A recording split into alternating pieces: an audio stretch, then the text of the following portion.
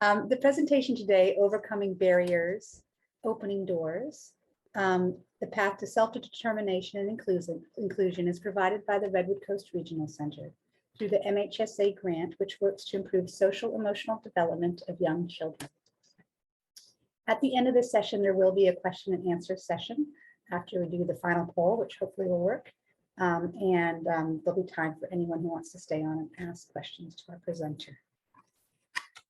Today's presentation, we have the pleasure of having our presenter, Dr. Blumberg, a family therapist and our former director, executive director here at the Redwood Coast Regional Center, as well as a special guest presenter today. So without further ado, Dr. Blumberg, I'll hand it over to you. Thank you, Dr. Roy. And I'd like to thank the incredible team at Redwood Coast Regional Center for their work in making this presentation possible. I hope that everyone is doing well on this. Well, down here in Ukiah, it's a sunny morning or afternoon, excuse me. And I first wanted to say, please forgive my voice if it's a little scratchy today. I rescued a cat from a tree several months ago, and it appears that I'm allergic to him. So I'm a little gravelly voice, that's why.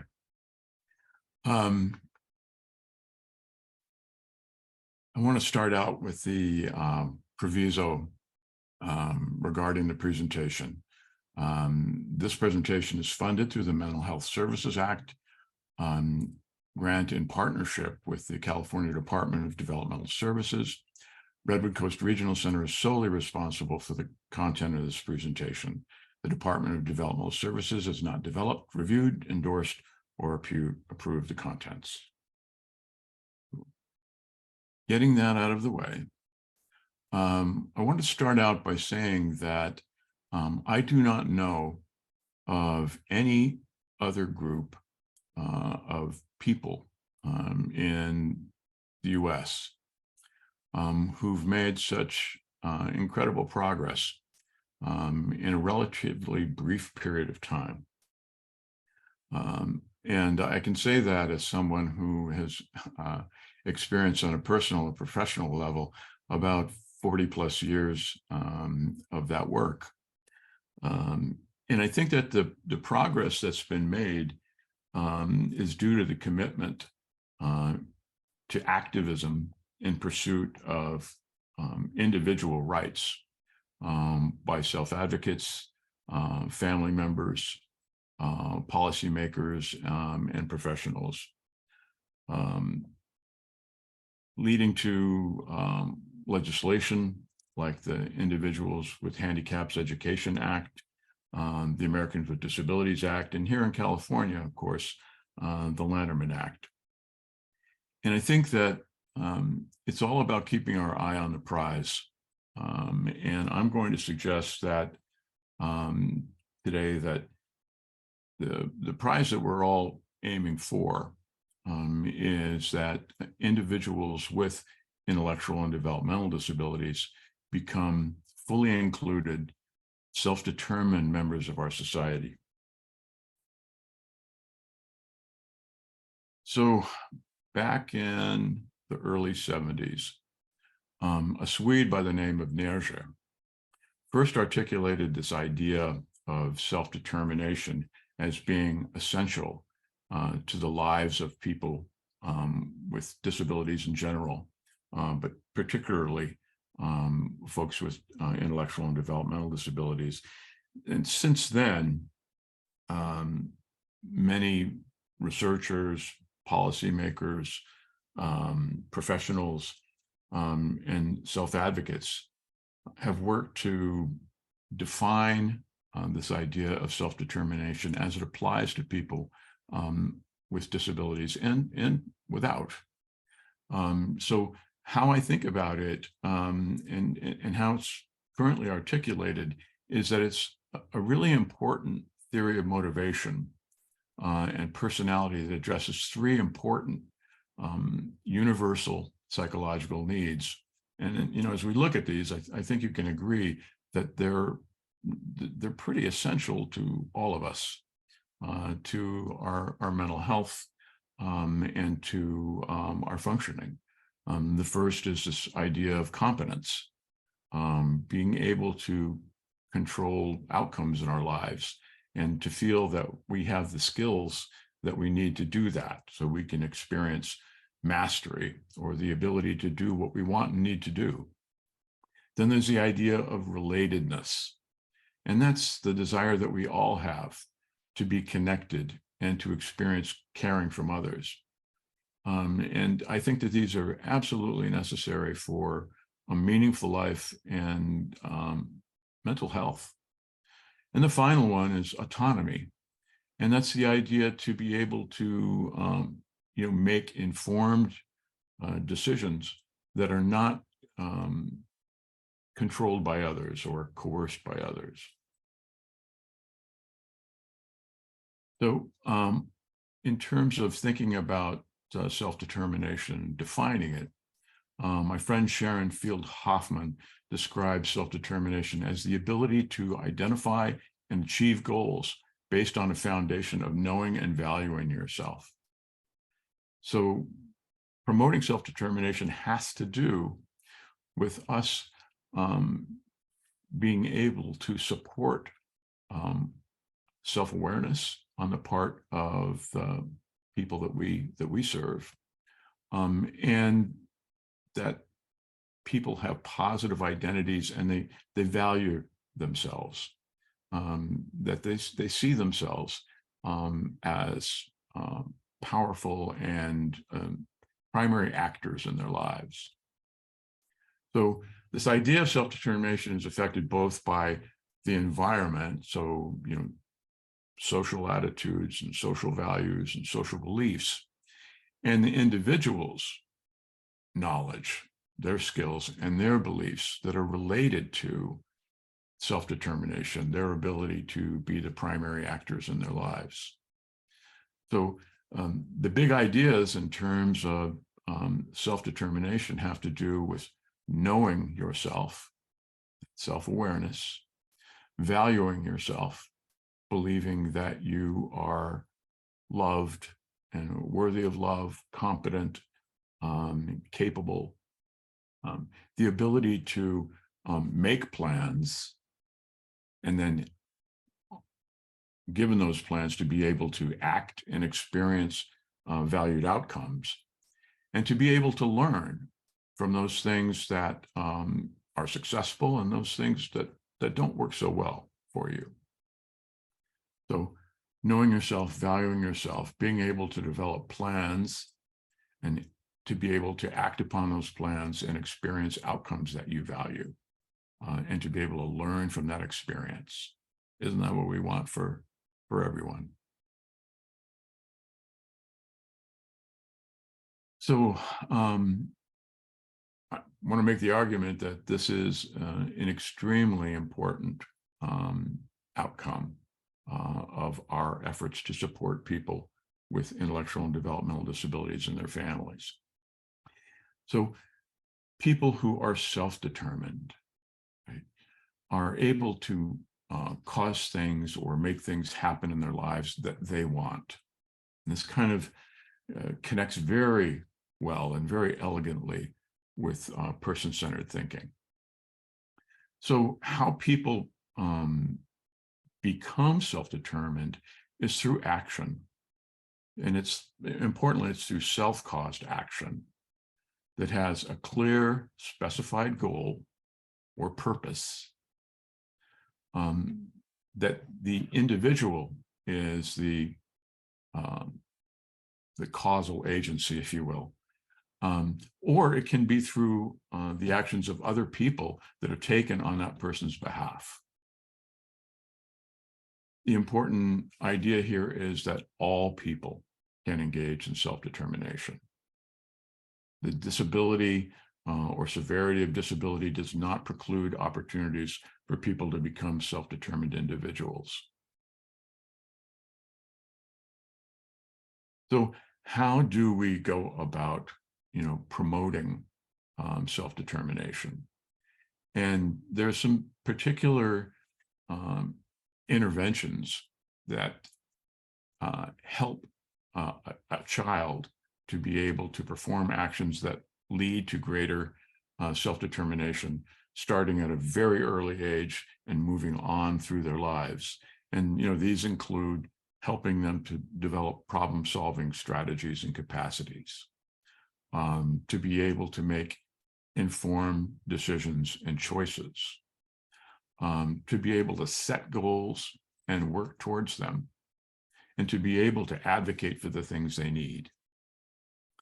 That these activities then have to do with knowledge and skills that are developed in the person from a very early age.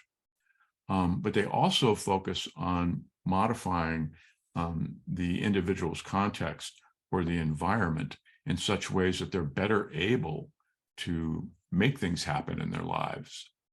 And that over time, that this improves their ability to be self-determining.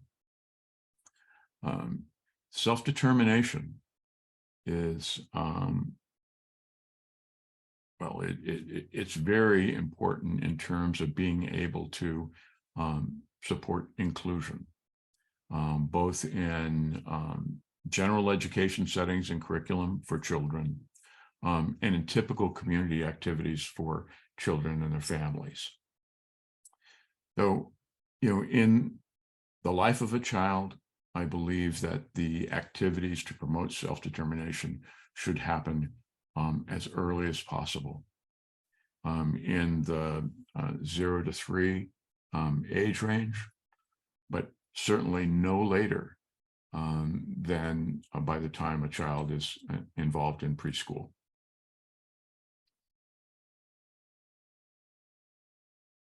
So self-determination begins in early intervention.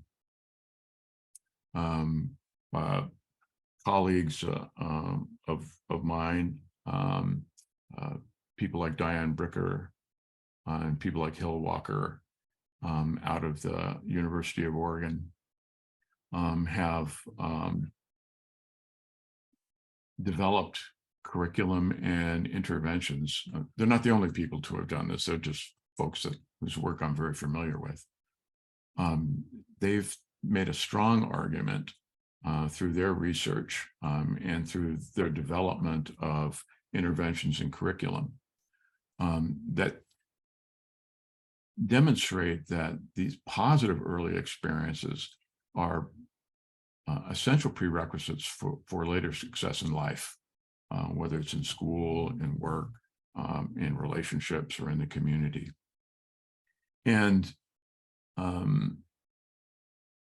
the effects of early intervention are seen across cultures.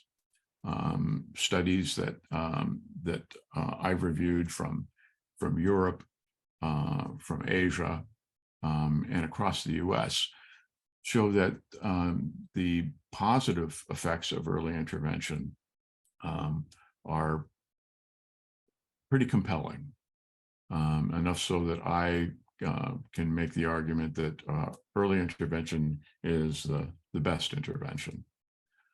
So the benefits for children, for young children, are across developmental domains. So when children and their families get the appropriate evidence-based early intervention services, this improves health outcomes, mental health, physical health outcomes, their development of language and communication abilities, their cognitive development, and their social emotional development. So across the board, early intervention has been demonstrated to improve outcomes in all these areas. The other important thing, again, is that when children receive appropriate early intervention services, they can be well prepared for inclusion in their educational experiences, and again, in community experiences that they're so important for the development of self-determination and inclusion. So sports activities, participating in faith communities, the things that oftentimes are not available to them because they haven't received these kinds of services. And then, very importantly, families benefit from early intervention. They are strengthened and empowered when their children receive appropriate services in that 0 to 5 range and continuing across the lifespan. So there is a wealth of research that demonstrates that the brain is strengthened by positive early experiences, stable relationships with caring and responsible adults, safe and supportive environments, and appropriate nutrition. So these are all focus areas of early intervention services. The early social and emotional development of children positively affects their physical health, and high quality earlier intervention, particularly during those 0 to 3 years, can virtually change a child's developmental trajectory, and again, improve a variety of outcomes for children, their families, and their communities. So, this early intervention has been shown to, due to technology, things like functional magnetic response imaging, we're able to see learning take place in the brain as it's happening, which is pretty stunning. And this is something we've only been able to observe for a couple of decades. And what we've learned is that the neural circuits that are the foundation for learning and behavior and health are the most flexible or responsive to learning during the first years of life.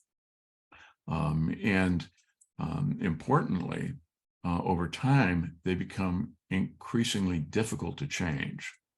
It's been said that we learn more during the first 3 years of our life than we do in the next 30. So this 0 to 3 period is crucial, and we need to take full advantage of stimulating learning and relationships and skills during that period of time. And importantly, not only is early intervention more effective than intervention later on, but it's less costly. It's less costly to families, it's less costly to schools, it's less costly to other organizations and agencies that serve people with intellectual and developmental disabilities. So again, the research base is really compelling. And again, it's cross-cultural research conducted over the last 40, 50 years. And based on that knowledge and that awareness, Redwood Coast applied for funding through SAMHSA and the Department of Developmental Services for the FAST grant. Our friend and colleague, Dr. Lucy Ezralu, took the lead in developing this grant, assisted by Deborah Jones and Denise Keller and myself. And the Families and Supports Together grant, the intent of it was to increase our capacity to provide early intervention services to increase the social, emotional, mental health, and cultural competencies of kids 0 to 5, as well as their families, agency providers, regional center partners, and of course, regional center staff across the 4 counties that are served by Redwood Coast. And the main goals of this project, which is now sadly ending, was to host events and trainings like the one that we're having today to build workforce capacity in supporting social and emotional development in young children. And then to provide and promote evidence-based programs to increase the social and emotional skills of young children. And to do that, the FAST project targeted 2 evidence-based initiative programs in support of the goals. This was both the Incredible Years curriculum and family guided routine-based intervention. That's quite a mouthful, isn't it? I'm proud of myself for being able to get it out.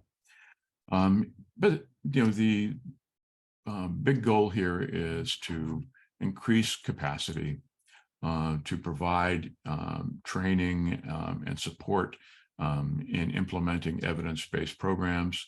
And with the outcome is to increase the network of parents and collective partners that have shared goals and strategies for building the social emotional skills of young children.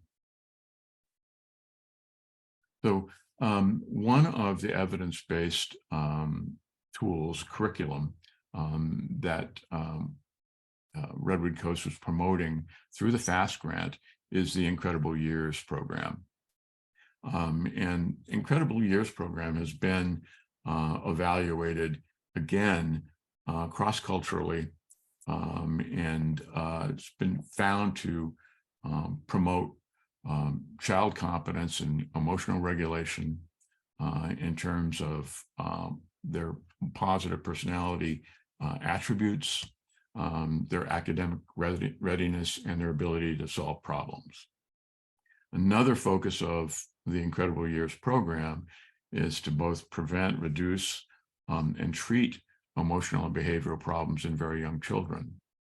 For some time now, we've been able to identify children and families at risk of emotional and behavioral problems, but we haven't been so good at providing the tools that people need to be able to achieve these goals. Another thing that the Incredible Years program facilitates is a focus on improved parent-child interactions, building positive relationships and attachment, helping parents to support their children in ways that are effective and are consistent with family values,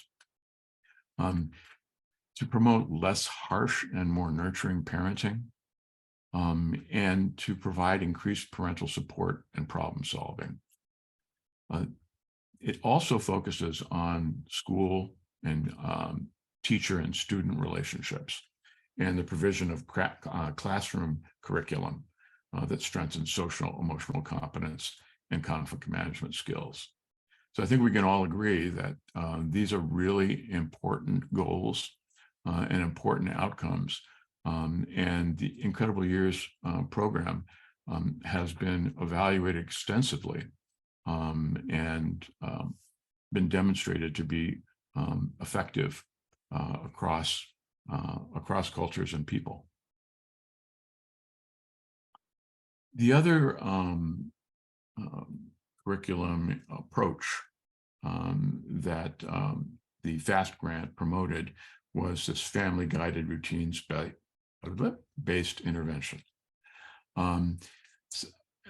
It's actually easier for me to say that than it is to say FGRBI, but this is a really effective approach for providing early intervention services within the home, within the child's and the family's natural environment. So it's child-focused, child-directed, and it focuses on embedding naturalistic or natural kinds of intervention strategies in play activities, in daily routines, like, getting up in the morning, meal times, going to bed at night, and planned activities for kids. And the focus of FGRBI is on parent-implemented interventions, and with their parents and caregivers receiving early interventions and supports in the home, in a way and at a time that works for families. And the really cool thing about FGRBI is that it goes from shifting or transitioning services from provider interactions with the child to the provider supporting or coaching the parent in their interactions with the child.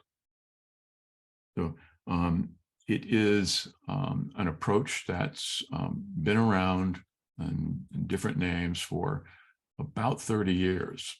And again, has been evaluated extensively and been found to be very effective for kids in the 0 to 3, 0 to 5 age range, and for empowering their parents and caregivers. So, these are really wonderful things to know. That we have tools at our disposal that work really well for young children and their families. But does everyone have access to these types of services? And the research suggests that there are some disparities in access. And one of the things that Redwood Coast has been very committed to is addressing those disparities. So, again, research across the last couple of decades has suggested that there are significant racial disparities in the delivery or the receipt of early intervention services. Looking at Black or African American children at 24 months of age, research suggests that they may be up to 5 times less likely to receive those services than white children. That certainly is not acceptable. And here in California, that we've looked at access to these services and found that Black and Hispanic children have been found to be less likely to receive behavioral health services, individual education plans, speech therapy, occupational therapy, the list goes on. Respite care, access to recreational programs, that Black and Hispanic children much less likely to receive those than white children and their families. So, these disparities exist for a variety of reasons, and I'll talk a little more about that in a moment. But may they exist in part because Black and Hispanic families of children with disability feel that there's a lack of cultural sensitivity to their beliefs and values, that they don't get enough attention and time from professionals that they work with, that they don't have access to or receive enough information, and that they don't feel that they have a very strong partnership with professionals who are providing care. And that goes across education and community services. So again, this is something, this inequity in access to services overall. But today we're talking about essential early intervention services that the Redwood Coast Regional Center has been very committed to addressing those inequities. Now, I'm going to say we, because I was involved at the time, but analyzing data from the Department of Developmental Services that indicated that there were significant disparities in services that were purchased on behalf of individuals and their families in Hispanic and Native American communities across the 4 counties served by Redwood Coast, suggested to us that those disparities were significant and needed to be addressed in a rigorous manner. But we also listened to our communities in public forums and surveys to try to understand where those inequities existed and to try to get a handle on why. So beginning in 2017, Redwood Coast applied for grant funding to, again, both identify problems with access and to address equity and disproportionality in access, as well as how well and how much people utilize services that are purchased on their behalf. And since that time, Redwood Coast has applied for continuation of grant funding in subsequent years to both enhance and extend services to underserved communities. So, these are some of the things that through grant funding and through a rigorous commitment to equity that Redwood Coast is engaged in, a very robust program of outreach and community awareness of Redwood Coast services in underserved communities and to improve access to those communities. Some of the things that that we learned through the process of this outreach and community awareness activity was that there were some very sort of concrete and frustrating things that were preventing people from being able to access the services they need. Certainly, there's things like distance and language and technology. But I remember one situation in the community of Hoopa where families couldn't, even if if Redwood Coast was to fund them to have someone in their community transport them to a needed service, that there was only one gas station that served the community, and the gas station ran out of gas. So, when we look at these things like access and equity, there are so many variables that influence those. But certainly, we were concerned with developing more culturally appropriate services that address barriers, cultural barriers, language barriers, values barriers to both accessing and using services that were purchased through RCRC for families and kids. Another thing that the Regional Center has been very committed to is ongoing training of Regional Center staff and providers to improve both cultural awareness and responsiveness, and to evaluate how that's going through, again, continued community events and surveys to see, are things improving? What problems persist and how can we address them?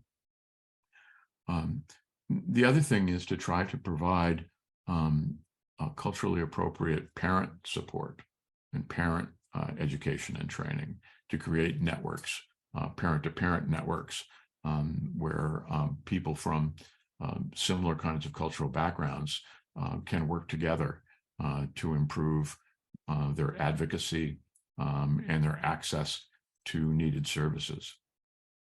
To create more community capacity to support young children and their families.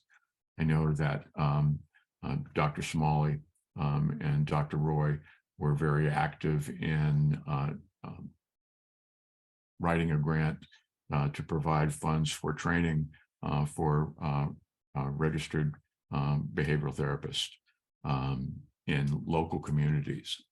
So to reach out and provide training for people from tribal and Hispanic communities to become registered behavior technicians. Just one example of trying to increase and improve that capacity. And again, regularly collecting and analyzing data to be able to identify continued barriers and how satisfied people are with the services they receive. And then these are other activities that Redwood Coast and other regional centers across the state of California have been involved in trying to improve our communication and our support with underserved communities. So in conclusion, I want to make the argument that self-determination is the outcome of person-centered, culturally appropriate, evidence-based practices provided to children and their families beginning in the years 0 to 3 and continuing across the lifespan. This is our eye on the prize. Again, that cross-cultural research provides evidence that early intervention services support the development of healthy and resilient children and families. And that the analysis of regional center data on services that are purchased for individuals and families suggests that the efforts to address disparities in access to services have resulted in progress. We are making progress. This is something that is deserving of continuing investment and attention, because in California and nationally, disparities to services persist. So the work is not done. I hope that that was in some way helpful in thinking about the importance of self-determination, early intervention, and culturally responsive services. I want to thank you very much for your attention. And below you see my email if you want to contact me for any reason. And I'll be around to answer questions after the end of this presentation this morning.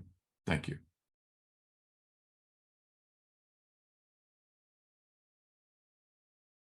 Oh, excuse me. I have the pleasure of turning things over to my colleague, Dr. Kimberly Smalley. All right, I have just a handful of comments that I want to add and talk about sustainability. Right, grants are short term. This one was 3 years, and Dr. Blumberg just ran you through what its intent and outcomes were.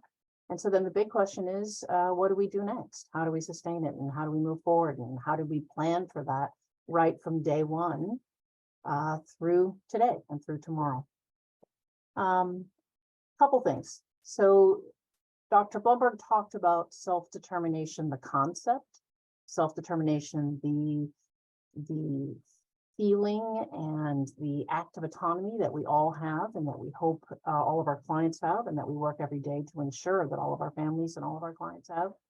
And I'll bet some of you were thinking of the program, like, oh, wait, that's a program, isn't it? Do I sign people up for that? Self-determination is hopefully who you are and a skill that you have, and one that you learned right from the get-go, as he emphasized throughout his entire presentation.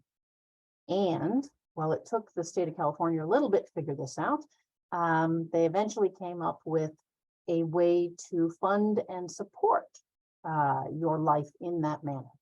And so we do have a program also called Self-Determination Program, in which you as a person in the system can be in charge of your own life and have your own budget and buy your own services and sort of have a parallel experience to the typical Redwood Coast or to the typical regional center IPP process.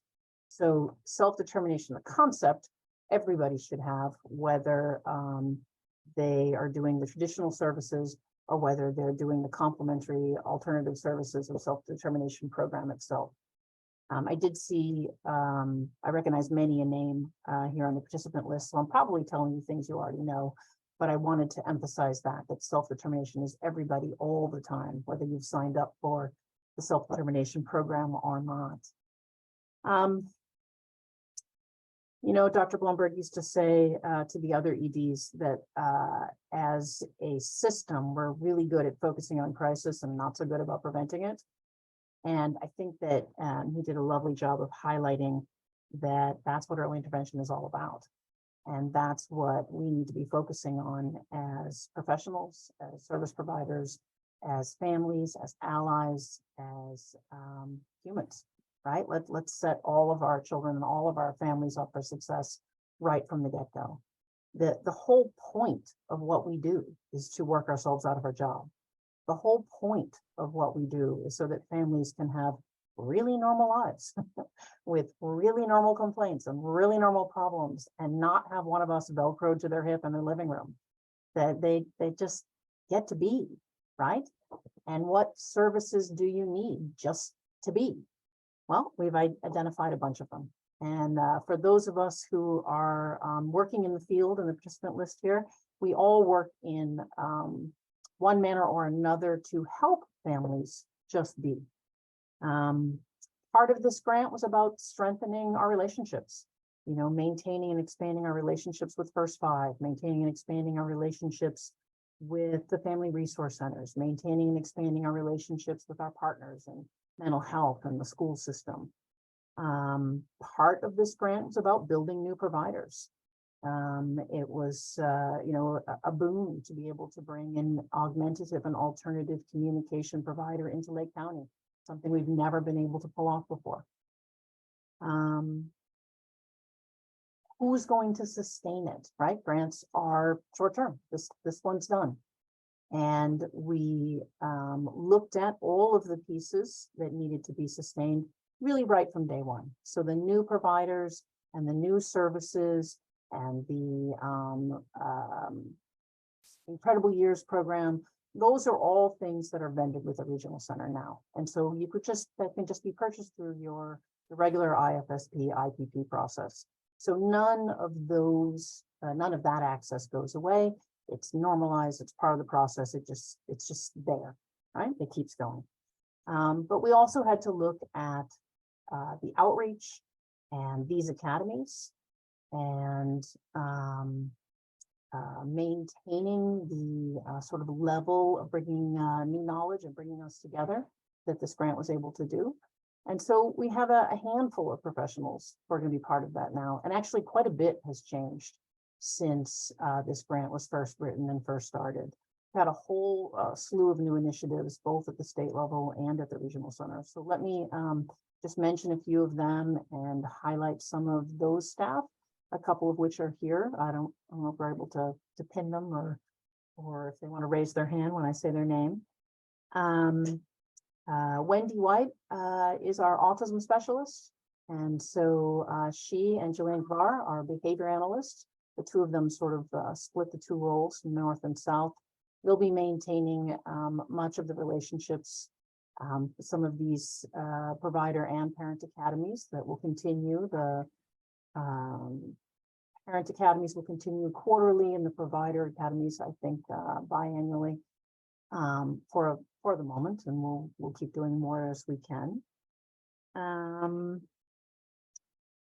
Megan, I think Megan Sendejas is on here as well. She's our new deaf and hard of hearing specialist. That's a brand new initiative across all of the regional centers, reaching out to our deaf and deaf plus community and ensuring that those people are getting the services that they need.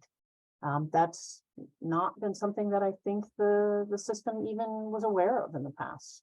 We have very few clients who speak ASL, but we have lots of clients who could benefit from formal communication and who may very well have been able to be ASL speakers had someone given them the attention they needed when they were very young, as Dr. Rick mentioned.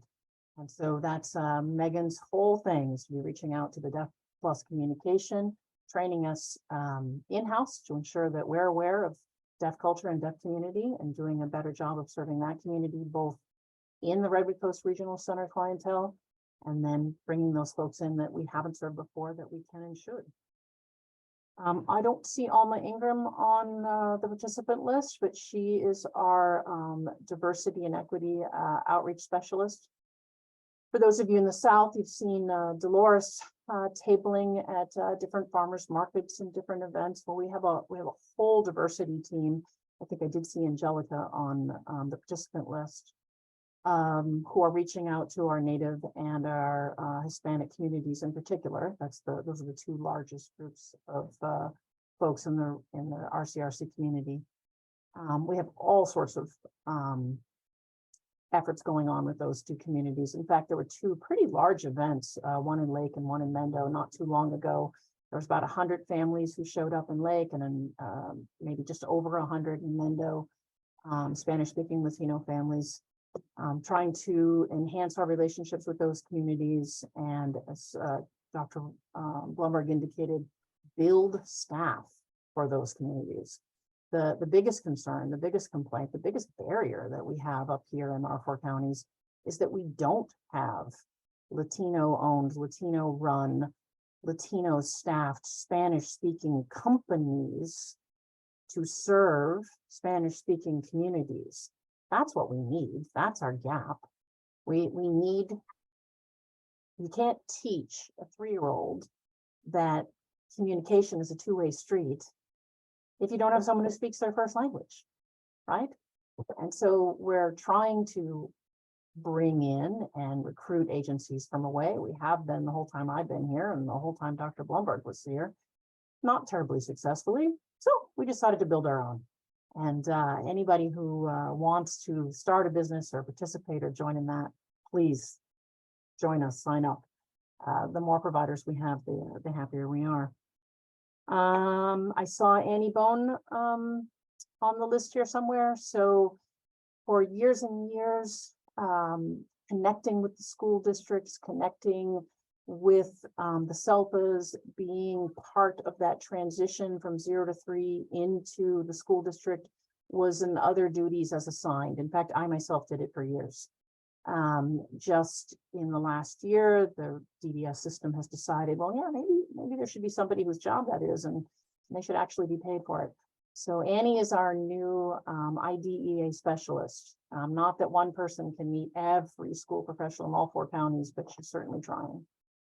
What else do we got? Well, we have an enhanced service coordinator program. Their supervisor, Julian Markinson, and then we have 4 service coordinators who have much smaller caseloads, and they are focusing in specifically on the Latino and Native communities, and they are there to develop relationships with those no more than 40 families, and truly and genuinely do old-fashioned social work the way all of us of a certain age were taught to do it. Where you have a real live relationship with the family and you connect them with the services they need and you go with them to what they need, and they learn how this system actually works, and they're not left with questions and they're not left without, and that's going along beautifully. Thank you, Angelica, for your participation there. And what else? Well, the self-determination program, of course. We have the self-determination specialist north and south, and then someone in fiscal to help with budgets and make sure that monies get through the system in a cleaner and easier way. And then I think the other main intervention that's probably happened since this grant was written, which some of you may be familiar with, 0 to 3 is actually a federal program, and it's in every state. Every state has a 0 to 3 program. And it's called different things, you know, sunshine program this and early intervention that. And then when you turn 3 in most states, you you fall off a cliff. In most states, you are then working with the school system and the school system alone, or maybe if you have some medical needs, your insurance company does something for you. In this state alone, we have the regional center system. We have the Lanterman Act. The Lanterman Act is an amazing and incredible thing. And if you have come from or worked in another state, you recognize that. And if you haven't, you might be dramatically surprised to know just how different the system is in California than anywhere else. In every other state, you wait in line for services. In every other state, the governor puts however much money he's going to put into a pot, and when it's gone, it's gone. And the qualifications to get into that pot of money, to get into the DDS system in every other state are different. When I worked at the State Department in Hawaii, you had to have an IQ of 54 or below. And I used to throw a little tantrum. What do I know at 56 that I don't know at 54, that I don't need services? We here in Redwood Coast Regional Center have loads of families that leave here and move to Oregon, move to Nevada, move to Utah, and then come back because they find out that their child or themselves as an adult don't qualify for the DDS system there at all. Literally just aren't eligible. In the 70s, a group of parents fought the powers that be and won and made the regional center system. You are entitled to services in this state like no other. The Lanterman law, the eligibility system in this state, is the most liberal than any other state. You might not have everything you want and everything you need here in our little 4-county backwater. It's true that what you might want may literally not exist yet, but you are entitled to services. In Texas, you get your 0 to 3, you turn 3, you now have access to the school system, and the wait list for their version of regional center is 10 years long. So you graduate from high school, you sit on grandma's couch, and then 10 years later, you meet your service coordinator. They're my favorite example because they get worse every year and I pick on them all the time. Anyway, here in California, the regional center manages the 0 to 3 system. And then we have Lanterman, right? For 3 to the rest of your life. So for a parent, ideally, it doesn't feel any different. For a parent, ideally, yeah, the law may change, the piece of paper may change, the top of the heading on the paper may change, but we hope that it all goes along relatively smoothly. But that hasn't been what we've heard. What we've heard is that I met this first social worker, she took care of me, I felt like somebody finally helped and understood, and then, 6 months later, a year later, I had to work with a new one. And then suddenly I had to deal with the school system, and suddenly I had to deal with insurance, and the whole thing is terrifying and scary. And so what we've done relatively recently is we've made our 0 to 3 program a 0 to 5 program. And so when you come into the regional center, you can stay with that SAVE service coordinator until you start school proper.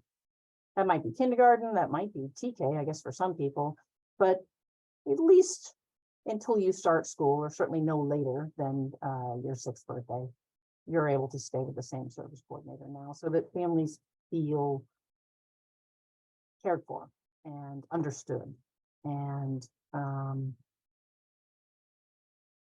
connected to the same person throughout this early childhood eligibility time period.